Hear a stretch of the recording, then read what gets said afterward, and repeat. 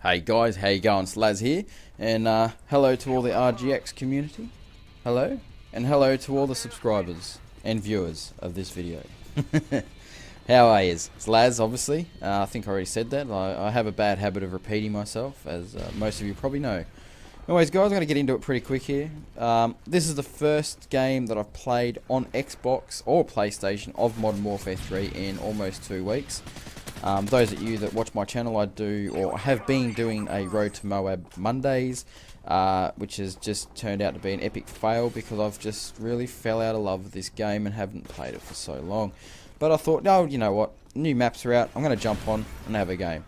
And the new maps, guys, not too bad. Foundation reminds me a lot of Modern Warfare 2's Quarry. I don't mind it. Didn't mind that map either. It's got a few little campy, quirky spots, but you pick them up pretty quick. You have a look around the map, you find out where people are camping, and you can generally rush to them and knock them off pretty quick. The second map was Sanctuary. Tell you what, guys, if they could bring some more maps out like that, I'll be fully making out with Modern Warfare 3. I absolutely love that map. Whenever I'm playing the elite packages, you know how you select elite packages only, I basically, if I don't get that map, I just search for another game, pretty much. But yeah, I'm loving it. That is probably the best DLC map that I've played. Really enjoying it. But also, guys, modern quality. I love getting tongue-tied. It just makes for such a great commentary. Black Ops 2. There's been some stuff I've just heard around the traps. There's Black Ops Elite. What is it called? Game Ops, where you a bit like this. They bring in a lot of the stuff from this game over to that, which is really awesome. That's one thing Treyarch do really well, is they incorporate the good ideas and they try to better it and incorporate into their games, which is great. And obviously, you know, zombies are going to be back, and hopefully the gun game and everything will be back as well. I doubt that it wouldn't be. You know, it wouldn't be a Black Ops game without that kind of stuff. So I'm looking forward to it. But yeah, guys, I'm really I don't know, just haven't really been getting into Modern Warfare 3. But I thought, you know, I've got to post some stuff up. And the guy I'm actually playing in here with is actually, well, he's not, I don't know how to put it. He was the apprentice, the higher apprentice above me. I was the apprentice below him as a butcher. And I'll give you a bit of a story about it shortly.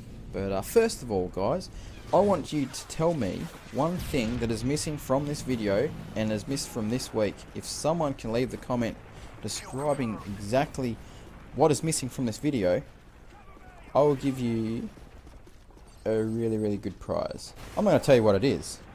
You got to just believe that it will be really good. Trust me, it's good. It's probably just going to be a PSN or Xbox card. But to what value? That's the question. Anyways, guys, leave a comment below. Tell me what is actually missing from this video. What is missed this week. Okay? Leave a comment below and we'll be all sweet. The winner will... First person to get the answer correct will get the prize. Anyways, guys, brings me to the story. Well, what it was... most people probably have heard the stories about being an apprentice and the shit you cop as being an apprentice. Mostly the pranks that people play on you and the stuff that happens to you. Majority of it is true. Now, I was a first year apprentice. I was under him. I think he was a third year. And they just basically always want to play pranks on you. The first one that I copped, which luckily I was warned about by... my pop actually told me about that one. He goes, don't tell them, if they say go and get a skyhook, can you go down to the other butchers and get a skyhook? Don't do it, it's bullshit. I'm like, okay, no worries. And he goes, and the second one, if they ask you to go and ask someone for a left-handed knife, don't do it. I was like, okay. So they pulled both those out on me in the first 3 weeks, and that was a fail by them because I didn't fall for it, luckily. But they did, however...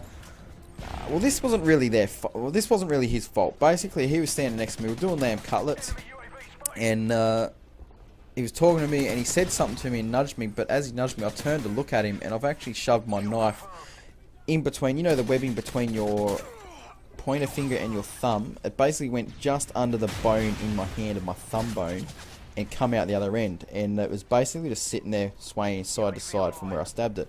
And let me tell you, it wasn't fun. It hurt very, very much. I didn't faint.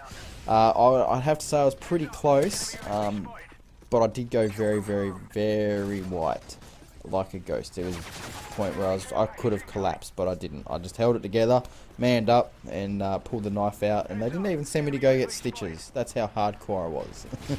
Not really. We were short, and the boss wouldn't let me go get them, but whatever. But the one they did try to, and they kind of failed, but then they executed one of the best wedgies ever. Basically, you've all heard about the brine tank. Basically, the brine tank's made up of salt water. It's usually about 50 litres, and it's got meat in it. And basically, the meat's curing for silverside, like corn silverside and corned meat and stuff.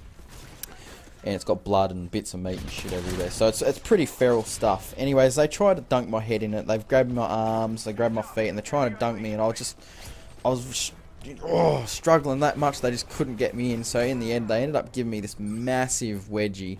And to the point where they gave me the wedgie, and they actually lifted me up on top of the beef hook. And I was kind of stuck there, and I had to, it was painful as it was, I had to kind of jiggle just to get the jocks to rip a bit, just so I could move, just to get my arms up on the rail and kind of pull myself down. So they kind of got me there, and it was quite painful. But Avi's also done some stuff to my house as well.